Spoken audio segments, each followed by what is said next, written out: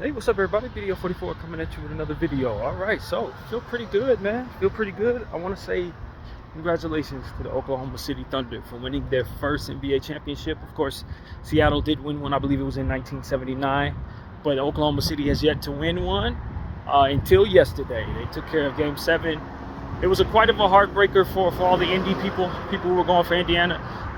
Prayers out to Tyrese Halliburton, who did tear his Achilles in the first quarter of that game after getting off to a pretty hot start. His team had the lead and everything, and he just went down off a misstep, and it had the traditional look of a torn Achilles. You knew what it was immediately. He knew what it was immediately.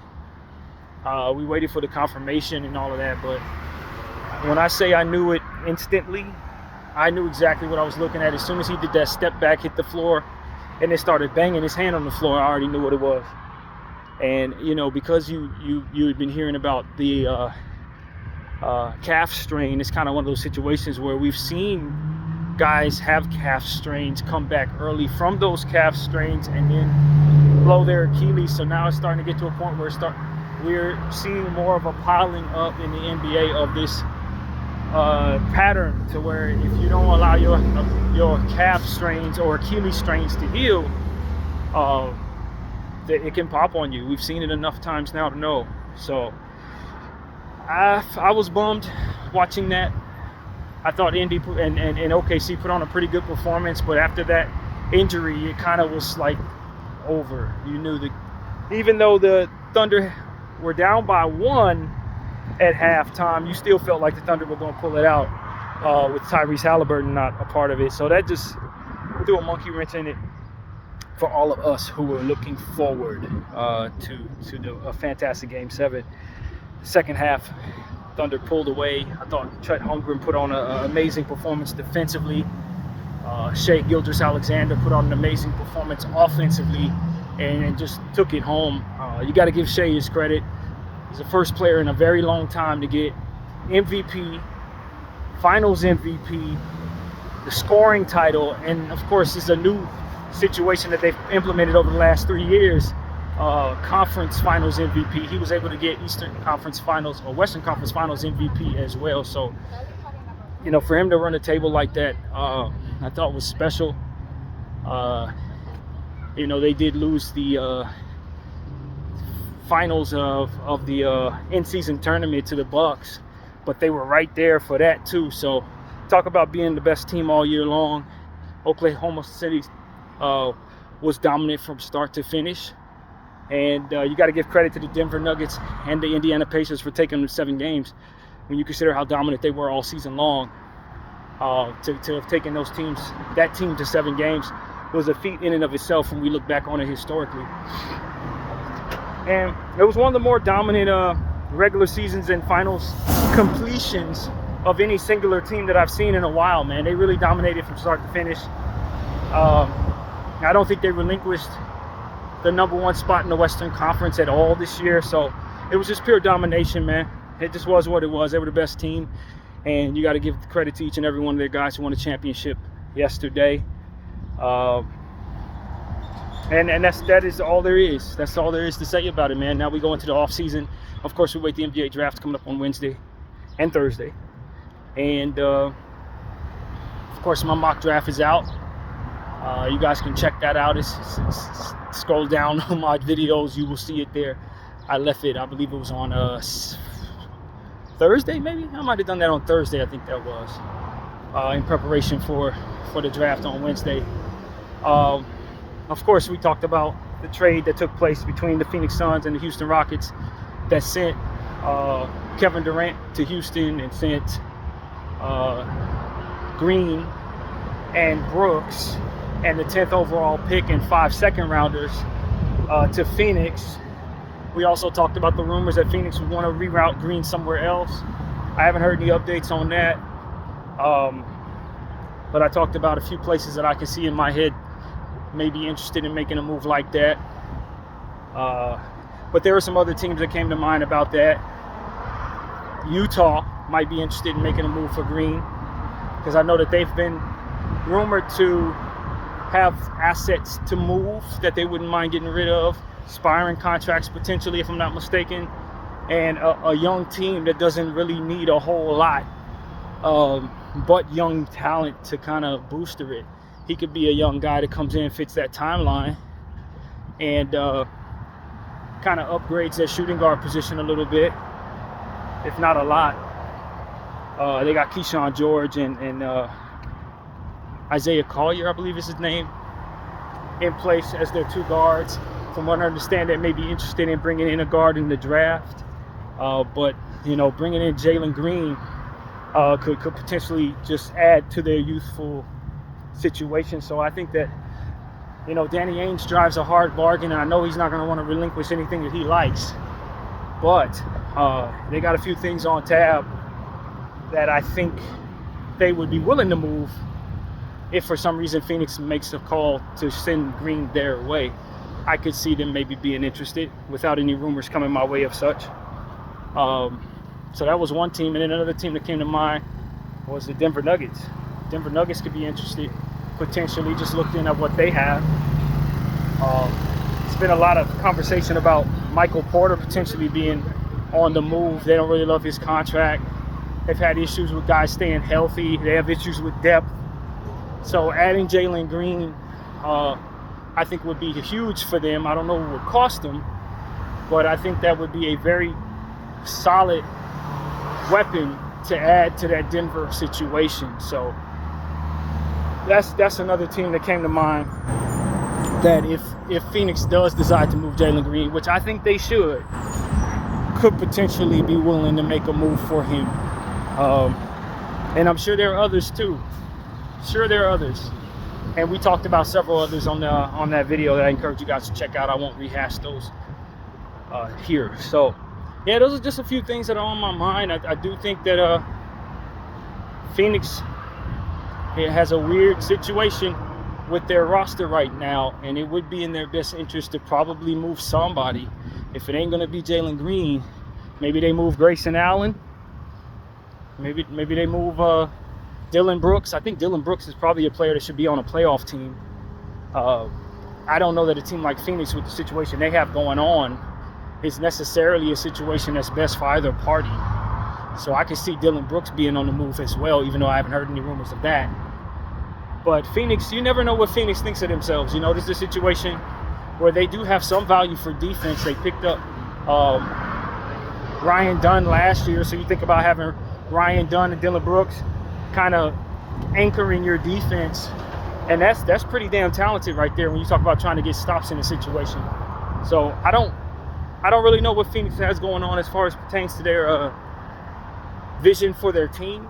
But what I can say is the Phoenix Suns do have a logjam at the shooting guard position, and most of those guys are the guys that they're paying. Obviously Bradley Beal and Devin Booker.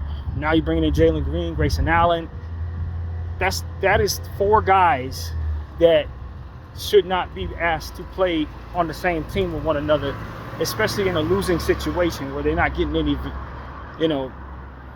anything really out of one another other than to just say, hey, I'm taking a shot away from another guy. It's just not a healthy situation for a shooting guard, especially guys that are in their prime, to be asked to be a part of.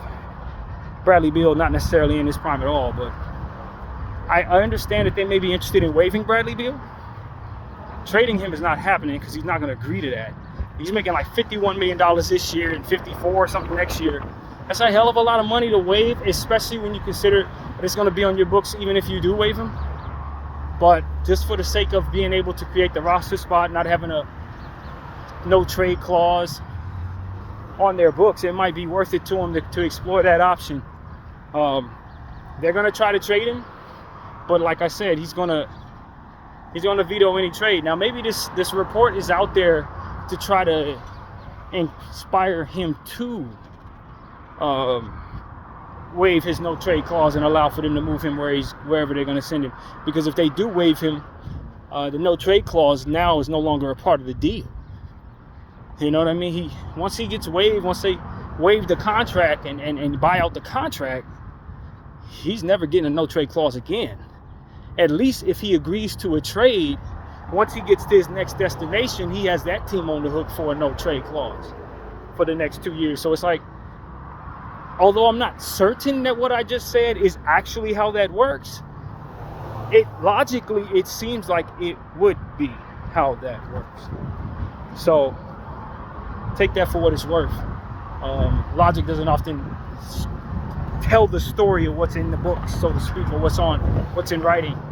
But when you talk about this particular player, I just think Bradley Beal could fit in a lot of situations. If he were on a contract that people appreciated and respected, I don't think he would have a shortage of any teams wanting to deal with him. But him playing hardball with this no trade clause, which is his right to do, creates a lot of enemies. Creates potentially people who will want to make you pay for play hardball with them, that kind of thing. And so it's just something that he should have never had. It should have never been offered to him. And him utilizing it is his right, but it does create angst, especially when it's understood that he shouldn't have it, not based on what he's bringing to the table. So, you know, you could talk about what makes someone get blackballed. These type of things can definitely create the environment where you are being blackballed. You to force yourself to stay in the situation even to its own peril. Yeah. When people get out from under that, they ain't gonna really want you nowhere else. They ain't gonna want to deal with you. And so that's what he needs to also weigh against what it is he's doing over the next 2 years. If you're not interested in retiring 2 years, you may want to play ball with these people and just let them trade you wherever you're gonna go, wherever they want to trade you, or somewhere reasonable. You know, I hear Chicago might have been interested. He probably should allow them to do that. Milwaukee should potentially be interested, although that contract is a little rich for Milwaukee, so you can kind of snatch them out of that. But as far as fit, that would be a good fit. But you know, considering all that there is to see there, I think that Bradley Beal should not necessarily want to be on that contract anymore. It's an unnecessary headache for all parties involved. And if a no trade clause on a guy that's potentially a starter or role player at this point is going to make it so that people don't want him around anymore, why would you want that as well? Why would you be pleased with having that on your books as well? You're stuck in a place that don't even want you. Like, that's not what Bradley Beal should want. So I don't know, man. I feel like if it were me, I would want that attached to my contract, but I wouldn't be playing hardball with it like he is. If Phoenix needs to move me in order for their team to be balanced and successful, then I should be pleased with them sending me somewhere, and I should be asking them actively to make it happen. And so that he's playing hardball the way he is, saying that he don't want to move out of Phoenix because he got his kids settled there. Phoenix is 106 degrees on an average day. And I know I'm exaggerating, but it gets a lot hotter than that in the summertime. Why he would be hell-bent and stuck to wanting to be in that place just seems like spite to me more than anything else. You don't have to be in Phoenix. Your family don't have to live there, and you know it. So let's cut the crap, is what I would tell Bradley Beal if I knew him. Cut the crap. You're just making people hate you, and it ain't even that serious. You're a guy that's going to give them about 15 points a game. You're a role player at this point. You should have never been given that. Waive that so their team doesn't have to be strangle-held. Thank you. To you being on the damn team. You know what I'm saying? Do that for yourself and do that for the city of Phoenix and do it for the fans. They deserve to not have you on a no trade clause. They already been through enough.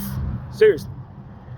So that's my message to Bradley Beal. Stop doing that, bro. Stop being that way. You're making people dislike you where it's not even necessary. That's my God's honest truth on that. And it's bad enough you're making $51 million when you know damn well you're a role player, man. Stop this. Seriously. That contract on the dollar sign alone is cancer, but that you have a no trade clause on it makes it something that people really want to get out from under. And that's pretty much my statement. So, yeah, man.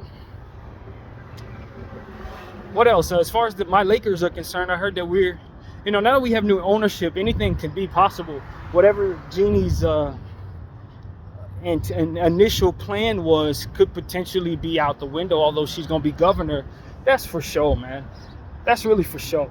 Now, there may be something in there that says she could continue to make decisions, but the decisions that she was making was based on her having control over the team for the foreseeable future.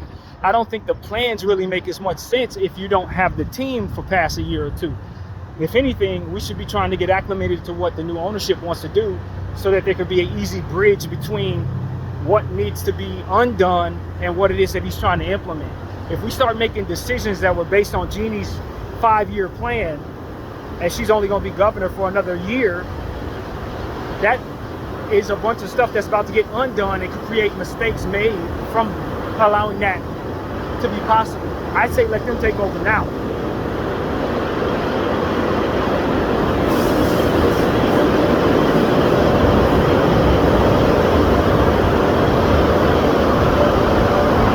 As it pertains to what they want to implement in place. Now, Jeannie should be the face for as long as she signed up to be the face. But when you talk about making decisions for the roster and what ultimately is best for the roster, I don't see any reason for us to be continuing on the same path unless that path is the same path that the new ownership wants to be on.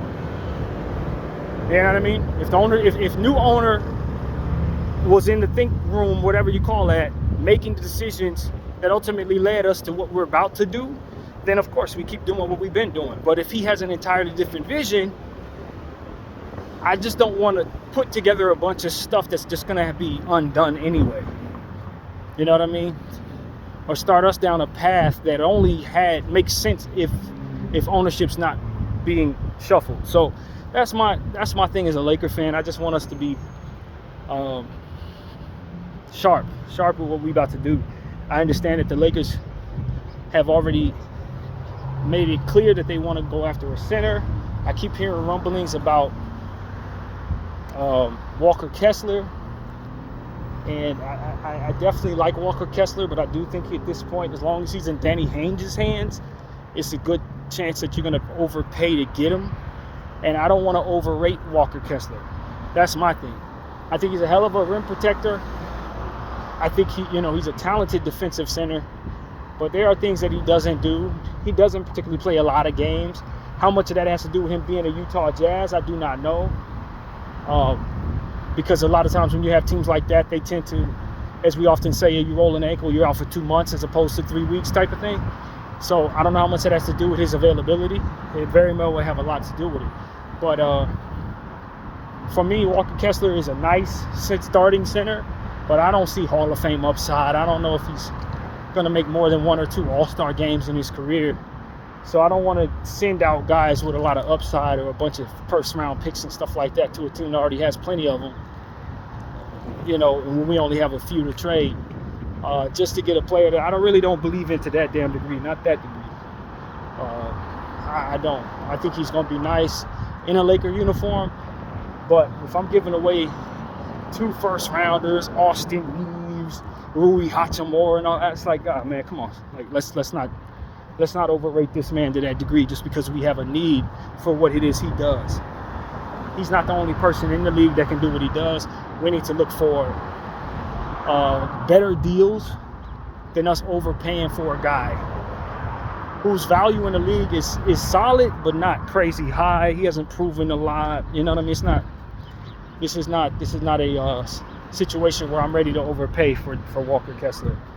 I don't know how much of that has to do with the media kind of throwing his name out there. Laker YouTube media specifically, we tend to fall in love with a certain name and then just keep on regurgitating that name over and over again. And then it becomes a situation where you think you're entitled to that player based on the repetitive nature of them trying to create content that puts this person's name in it over and over again. I don't think that that's a good thing, but at the same time, if he's somebody that we're serious about getting, if he's somebody where the numbers tell you, hey, this is a good player to go after, then I think it's a good idea to go after the player. So it's a balance to everything I'm saying, but I just don't want a repeat of DeJounte Murray, Buddy Hield, you know what I'm saying? Same names that we just used to regurgitate every summer because Laker people like to do that to create content when there's nothing to talk about. And then in the embedding of those names being in our head, suddenly the opposing side of the trade gets to inflate these people's names to a space where it's not even possible for us to get these people. I think the same thing is happening with Walker Kessler that we had happen with those names, and I just think it's something that we need to be really careful about as an organization, and don't overpay for guys that we inflate their value just by talking about them all the time. So yeah, I don't know about Walker Kessler when it comes to that price tag. I don't know about doing any deals with Danny Ainge. I just watched the Oklahoma City Thunder make a championship run with a 23-year-old basketball team because people keep doing stuff like this, to where they keep giving them picks over and over again. And as a result, they get to soup up their basketball team. So that's my point of view. I just don't think that that's a good idea. Doing any deals with Danny Ainge that involves any picks at all. He has plenty of them. He don't need any from us. Least of all from a team with a bigger market that doesn't have a lot of picks. We don't need to be giving away that type of draft equity anymore. Especially when we really have some limbo as to what the future holds. I think it's pretty set that Luka is likely going to sign his extension, so we feel really comfortable with that. But what else is going to be on the team? LeBron could retire at any moment. What else is going to be on the team? And you're going to have to answer that question if you're front office. Free agency may work in your favor, but just like anything else that teeters one way or another, it may not work in your favor. So it's wise that if you're a Laker front office head, you have contingency plans for the worst case scenario of things being possible. You know, Luka, we want him to get in shape. I see he's putting in the effort this offseason, so we're very excited about his intentions. But I don't know that I'm going to allow myself to assume that he's about to be the most durable superstar going forward. I think I would rather make room for him not being the most durable superstar going forward. And then if it does work out to where he is, I'm in a position of strength. But I'd rather us prepare for him to have it not work out with his body, essentially. That's just safer for me as a Laker mind to say, you know what? Let's leave room for this dude having reoccurring injury issues. And if we do that and we build properly with that, and he doesn't have those injury issues, then we've built up something so strong that likely can contend just off the strength of its not being expected to succeed, or rather fail without him. And that's hard to build when you don't have a lot of draft picks. That's hard to build when you're counting on free agency. But I would like the team to be functional without Luka Doncic. That's what I think the way that I'm comfortable building this Laker team over the next 5 years is having lineups that can function on defense, offense, speed, rim protection, shooting without Luka. I kid you not. But a team that can fit around him just the same.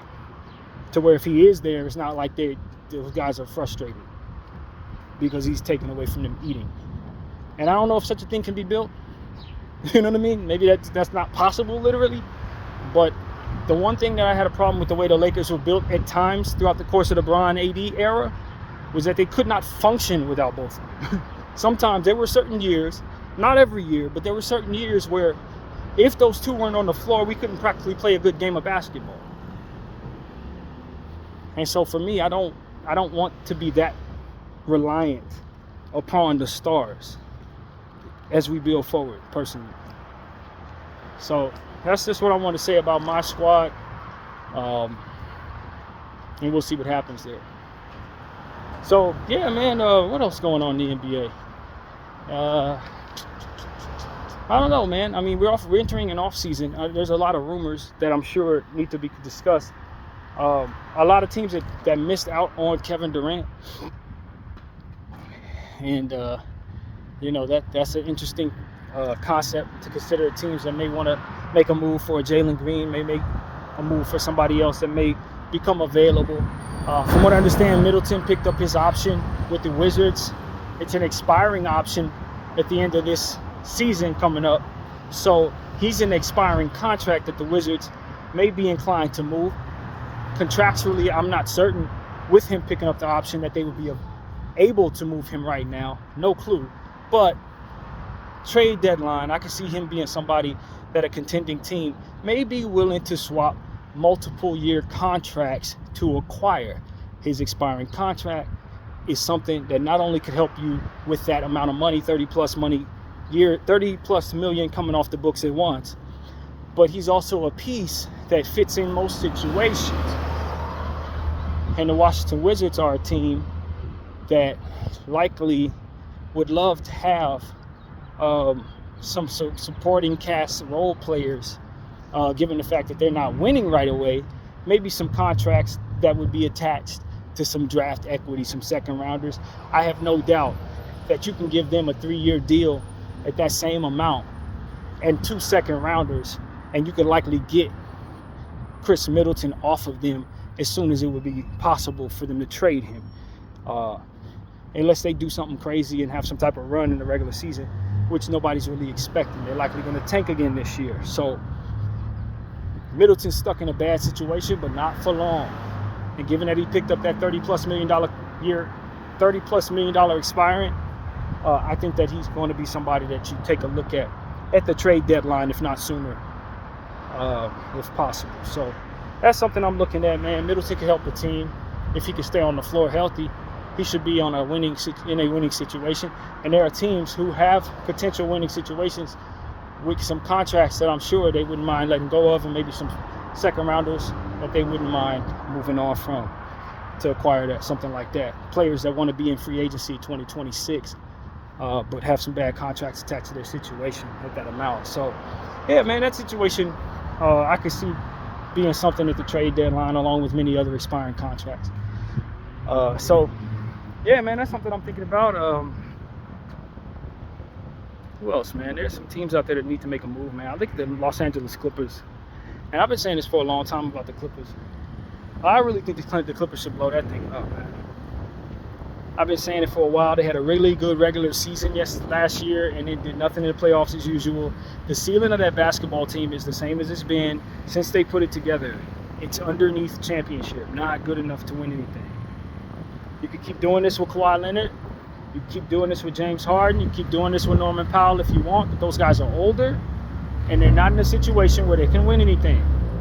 And you have a big market like Los Angeles, got a brand new building over there in Inglewood. I don't see any reason why they continue to allow themselves to be capped off so far underneath the championship perspective. I don't know why the heck they do that. I really don't. Like, to be caught in no man's land with the circumstances that the Clippers have is just, it's a choice. If I'm being honest with you, it's a choice. You know, it's an actual choice. And while they don't have the most valuable pieces to move for a resetting situation, they have done a good job of putting role players throughout their entire roster to where they can package a couple of them role players together, get yourself a first here, get yourself a first there, get yourself 5 seconds here, get yourself 5 seconds there. You can reset your situation if you're the Clippers, and you can trust that free agency is going to be kind to you because you have the LA market. They're not willing to believe, I guess, that it makes sense for them to do that. And as they do, players that they could have got 3 first rounders for are now going forward only going to be worth 2. And the reason why that is the case is because they continue to let years pass as these guys age in their uniform, not winning a damn thing. So I would lie to you if I said I was rooting for the Clippers to succeed. That is absolutely not the case. But it does become a bit of a head scratcher when you watch a team like the Clippers continue year in and year out to cap like they're actually any good. You're not a good roster. I don't care how many role players you put on that roster. I don't care how healthy you think Kawhi Leonard's going to be. I don't care if James Harden is still a nice facilitator. None of that matters at all when it comes to whether or not you can compete in the Western Conference. You cannot. We saw them have a really good regular season last year. Some people thought they had a chance. None of those people knew what they were talking about. Let's just be real. It's the same thing in and out every year. Clippers may win about 45 games, 50 games in a good season, And they're going home in the first round, man. And if you're going to continue to kick that can down the road, as I already said, what you have continues to lose value because it's only aging as you continue to do this. So for me, I just look at the Clippers. I say, I've been telling y'all this for 5 years, and every year you come up with nothing. You have no championship to show for your circumstance. The team that you traded away everything to just won the championship yesterday. You understand what I'm saying? The decision making, the brain that's making all the decisions that they have going on, gave the Thunder their first championship and possibly more in the future. But the Clippers, they got this big old market and they can't do nothing but get kicked out in the first round every year. They're glorified Chicago Bulls with the LA market. It make no sense, man. And so for me, I just continue to say this year in and year out. And the Clippers should have been reset their situation. They should have traded Kawhi Leonard away 4 years ago. They should have traded Paul George while he was at the peak of his value in that uniform. And if they would have done that, they could have recouped some value. Maybe not everything they lost, but they could have recouped some of what it is they sent to Oklahoma. You know? They gave Oklahoma 2 Hall of Famers, y'all. Now that the Oklahoma City Thunder won their championship, Shai had the year he just had, he's in the Hall of Fame automatically. Shai Gilgeous-Alexander is a Hall of Famer as of last night. Ain't no question about it. But I will also tell you that I think J-Dub is well on his way, if he continues what he's doing, to being in the Hall of Fame as well. When you see what he did in Game 5, and you trying to tell me that he's going to continue to play like that for the rest of his career? Assuming he don't have no injury issues, he just keep being who he is. He don't even have to get much better than this. He keep being who he is like this for the next 10 years. He's in the Hall of Fame too. I don't see any reason why that's not going to be the case. That's 2 guys that the Clippers gave away in the Paul George trade. So for me, it's like, yo, man, you did all this for the Kawhi Leonard, Paul George era. It crashed, it burned, it simmered. It is over. You got to let that thing go. You can let it continue to take you to the first round, maybe have good regular seasons. Hope that Kawhi doesn't have a season-ending, career-ending injury, even though every year it seems like he's pretending to have one. It gets to a point where it's like, yo, man, I'm so glad I wasn't raised a Clipper fan, bro. I'm so glad I wasn't raised a Clipper fan. Because every year, they continue to disappoint, man. Every year, they prove to all of us that they're very comfortable with losing. They're very comfortable with not being good enough. You know what I mean? And for me, that just speaks to the same thing that was going on when I was a kid with the damn Clippers. They were always comfortable with not being good enough. They were always comfortable being absolutely terrible. And you think they bring in the most wealthy owner in sports, Steve Ballmer, changes that. It don't. He just continued on the same path that the other owner was on, just at a higher level. But it's still the same losing. You ain't losing as much, but you still not getting no Larry O. It's just forever a disappointment, man. I've been in the city my whole life. And yet again, the Clippers fail. Yet again, they disappoint their fans, all 3 of them. Yet again, the Lakers are the teams that everybody in this city appreciates and respects and loves. And now that the Lakers got real money at this point with respect to Genie, but you know what I'm saying? Now that we got real money, Ballmer can't hold that over our head. We're going to continue to be competitive with him, and I guarantee you, if the things stay the way that they are, we're going to get another championship before he gets one. Guaranteed.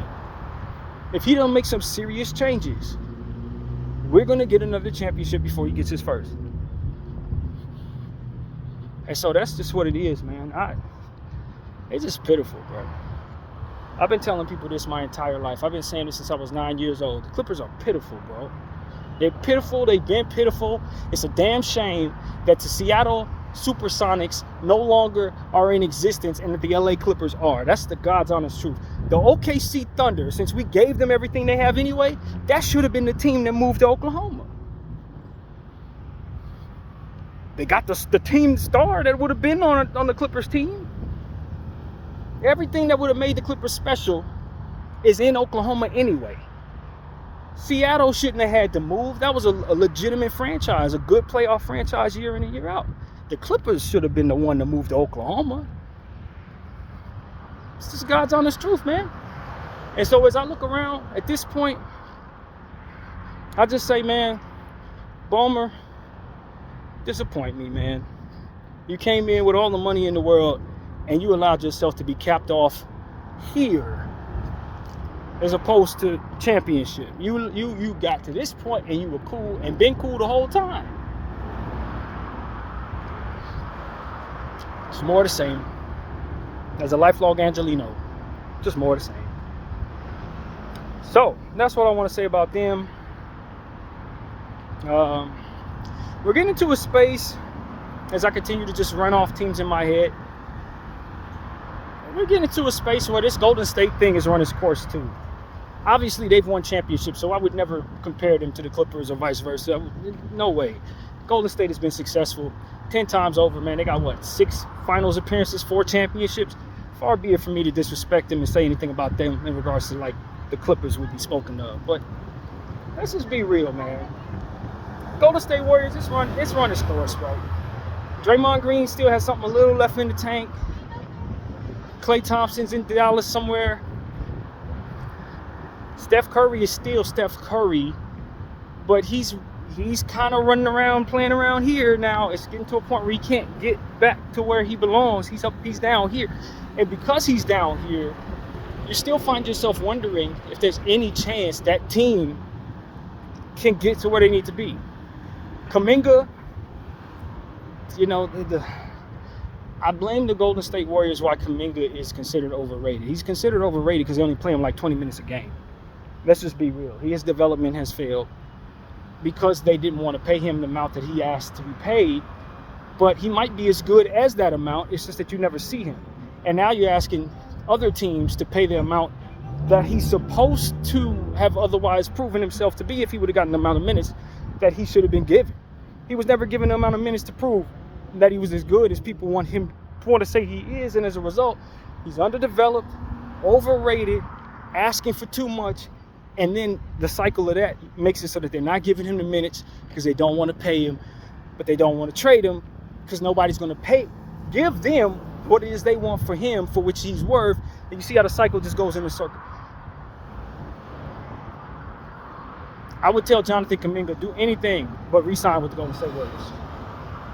I don't care what you do, bro. Just don't go back there. Just don't go back there.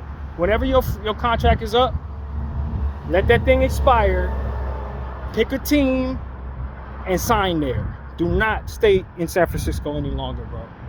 Because as long as you stay in San Francisco and they're doing stuff like this, you're always going to be considered one of the most overhyped players in the league. And that is a controlled circumstance. That's what that is. And so I just think he's one of the players in this league that, you know, if he goes to Denver, if he goes to Orlando, if he goes to a different spot, he'll probably get more opportunities to show that he is as good as the Golden State Warriors want you to believe he is without actually allowing him to prove that he is. He's an athlete who could run with a lot of teams. He could be great in Houston. He could be great alongside Giannis. He could be great in a lot of situations. You could put him on that Clipper team, give him opportunities. You could slap him even on this Laker team and he'd probably play better. There's a lot of situations I think Jonathan Kuminga could look good in. You could have him in Sacramento, Washington, one of the rebuilding situations. Brooklyn, he looked pretty good. Any rebuilding situation, he could get 12 shots a game and be asked to be the third star or even the second star in the short term. Could allow him to really break out and finally make an all-star team and prove that he's worth the money that he says he is. But as long as he's sitting up there in Golden State, where power forwards literally go to sit, I don't like it. I hate what they've done with Trayce Jackson-Davis after him having a fantastic season, his rookie year. Then he gets buried on the bench behind a bunch of people. You never see him again.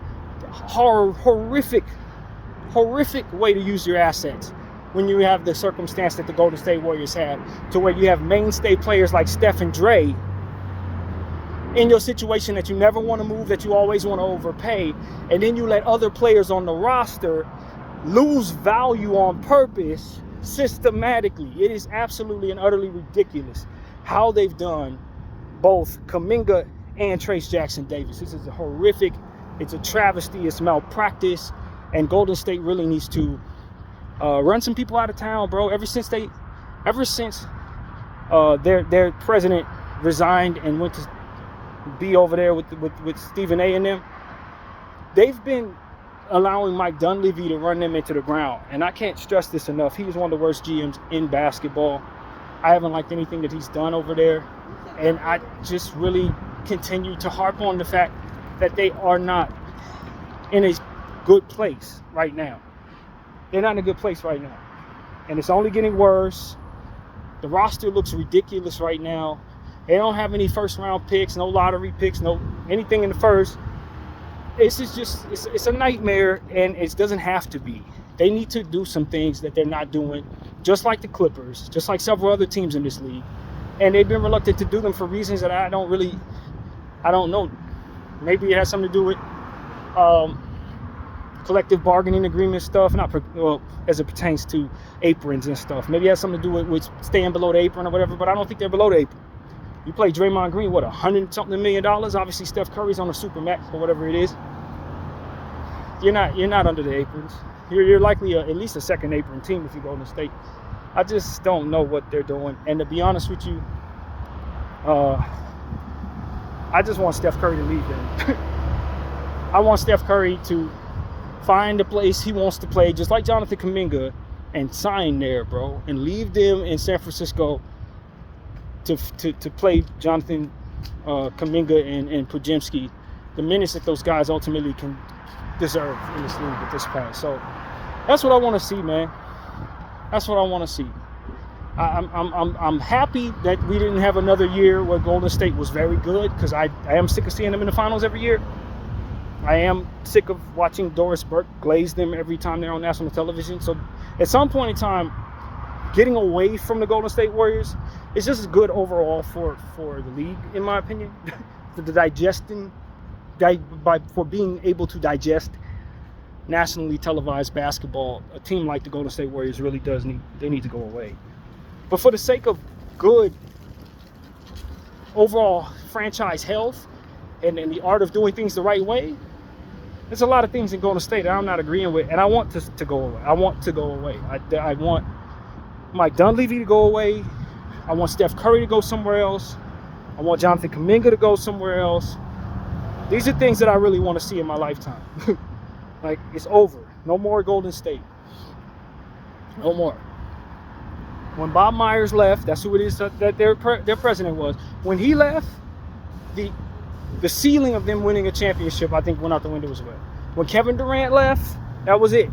There was no more. They were able to win a championship after that, no doubt. But the idea of them ever being able to have sustainable championship level play from there was over.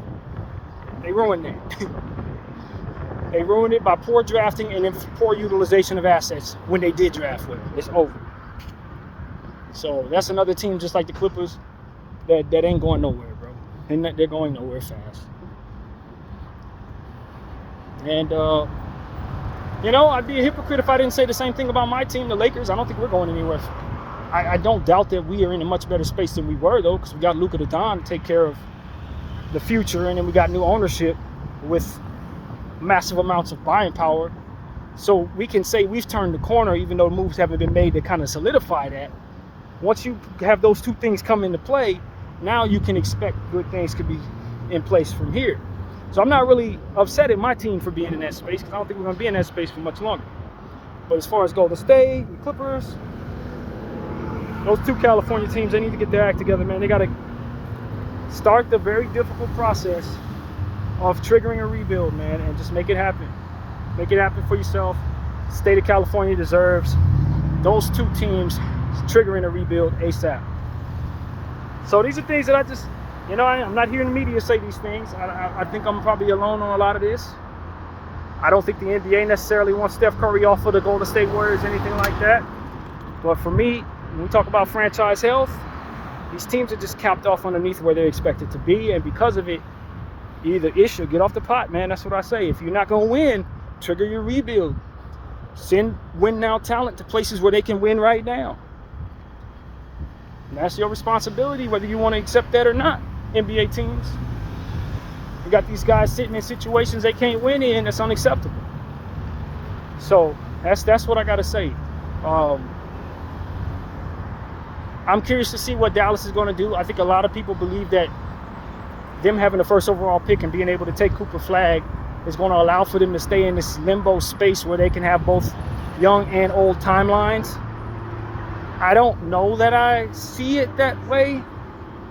I mean, I guess since he is such a talented young player, you can expect that he can come in and not have any drop off to the overall need to win right away. So I don't know that I disagree with that. I'm curious to see how it goes year one, because there are a lot of things that can shift my opinion in regards to that. But the one thing that really does concern me is the fact that Kyrie Irving is out for the first half of the season.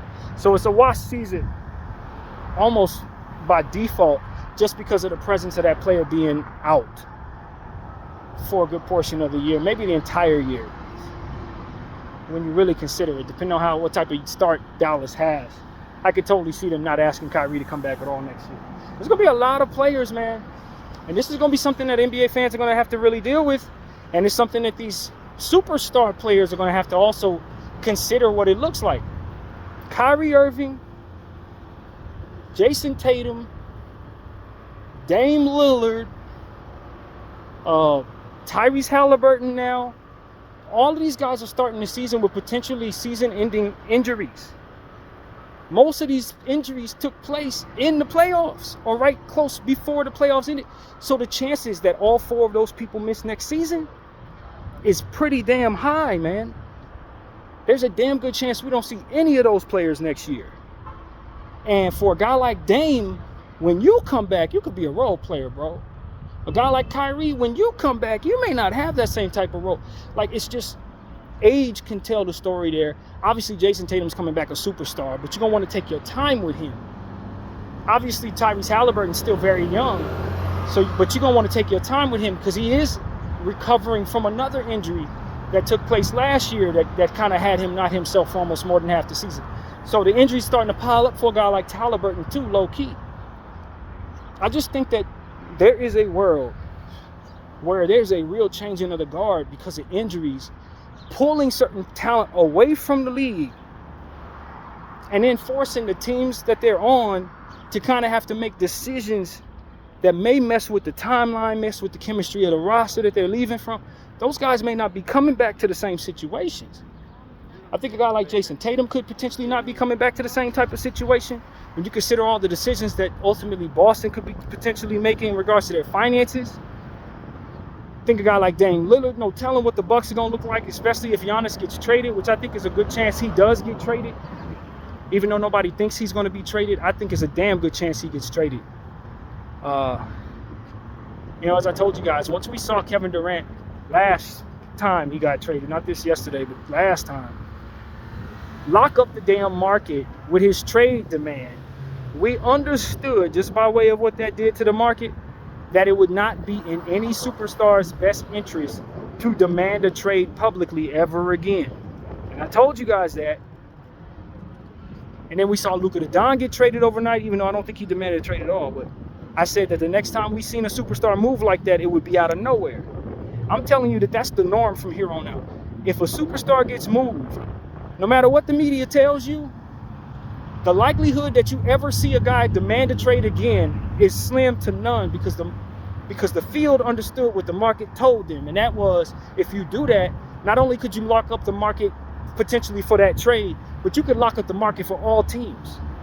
So now how you move is you do it silently. The bigger the piece, the more silent you need to be. So all this talking about, Giannis said he was going to go back to Milwaukee. And he wants to make it work with Milwaukee. I'm telling you, if my intention is to move Giannis and I'm serious about doing it, that is exactly what I'm going to be telling everyone. That me and Giannis came to an amicable situation, that we have no interest in moving Giannis whatsoever, and that we're looking forward to starting the season with one another with championship on our mind. Meanwhile, I'm going to be talking to the people I'm talking to about trading him, looking for the best possible trade package to trigger, and I'll move him overnight just like Luka did. That's the best way to get the best return for him. It's the best way to ensure the market doesn't lock up. because of a trade demand. Loud trade demands that people like Stephen A. Smith can talk about all damn day ruins the trade market, not only for that particular trade, but for every damn thing in the market potentially. Don't expect to ever see that again. So that's what I wanted to say as well, man. I want people to understand that, because we learned that about 3 summers ago. And I think that a lot of media people are disingenuous in the sense that they won't illustrate that to you because it's not in their best interest, based on the need to create content, just like we said earlier in this video, to really let you know that, yo, you can expect that whatever we're rumoring or we're telling you is a rumor. If the bigger the star, the more likely it's not going to happen, because of us talking about it. And so that's what I want to tell you guys, man. It's entirely too important that the common fans start to understand that. If you start hearing about trade rumors or trade demands, chances are nothing's going to happen. If you think a superstar is going to be something you're going to hear about him potentially moving, probably not going to happen. Why Kevin Durant's rumored stuff was real? It's because Kevin Durant ain't a superstar no more. That's the truth, man. He's not. He's not. He may be a superstar in terms of basketball on the court. He may be able to prove he still plays at a certain level that he always played at. But as it pertains to whether or not the market recognizes him as a superstar, that ended then. I'm just being honest. But guys like Giannis, yeah, nah, you ain't gonna hear nothing about where he getting moved. He just gonna be moved like that, just like Luka. The bigger the star, the more quiet I expect it to be. So that's pretty much what I gotta say, man. My name is BDF44. I thank you all for watching. I'm out.